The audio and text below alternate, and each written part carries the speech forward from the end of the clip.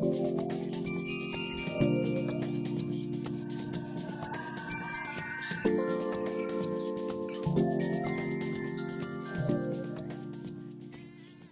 this first exercise in Practical 2, we'll look at the different sorts of voltages that you get when you measure non-DC waveforms.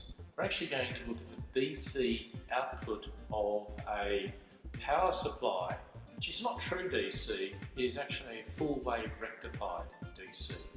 And the first thing it suggests you do is take the output of the power supply and connect it across a load resistor.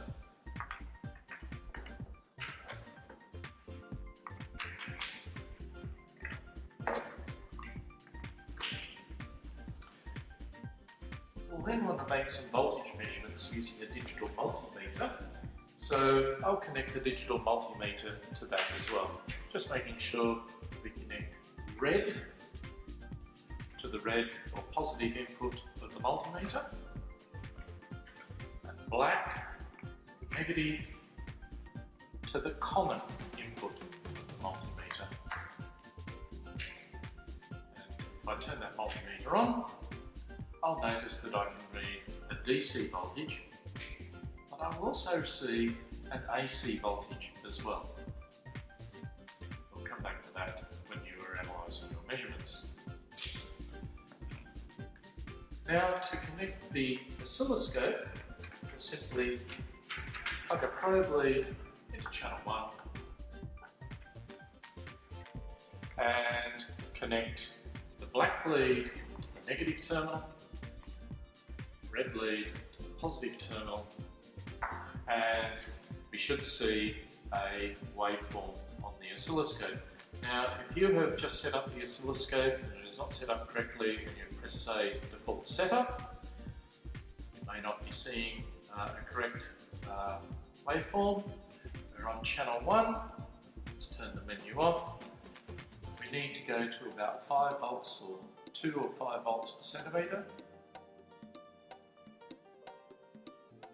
And one thing that we may want to do is move the 0 level, which is here, down towards the bottom of the screen. So I'm going to set 0 right at the bottom of the screen.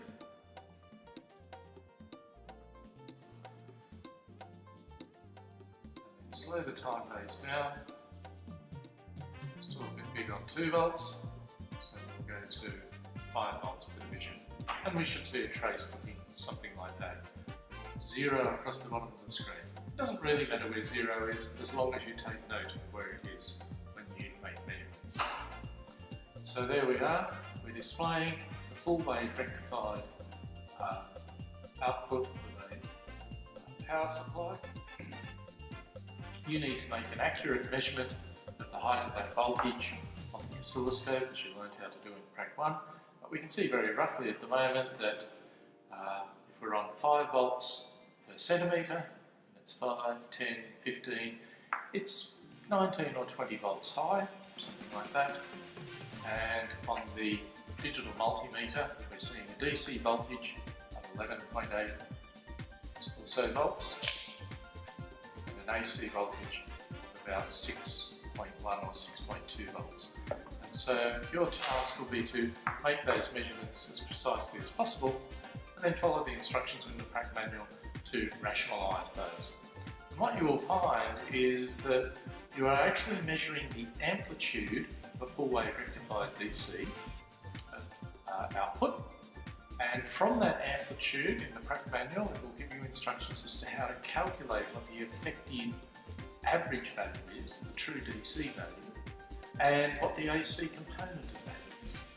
And then you should find that the AC component corresponds to what you measure on the digital multimeter. DC component corresponds to what you measure on the digital multimeter. And then take your digital multimeter measurements and follow the instructions in the lab manual to calculate the RMS value. And similarly, take your amplitude reading from the oscilloscope and also calculate the RMS value. And so you're looking at all these different ways to describe the voltage.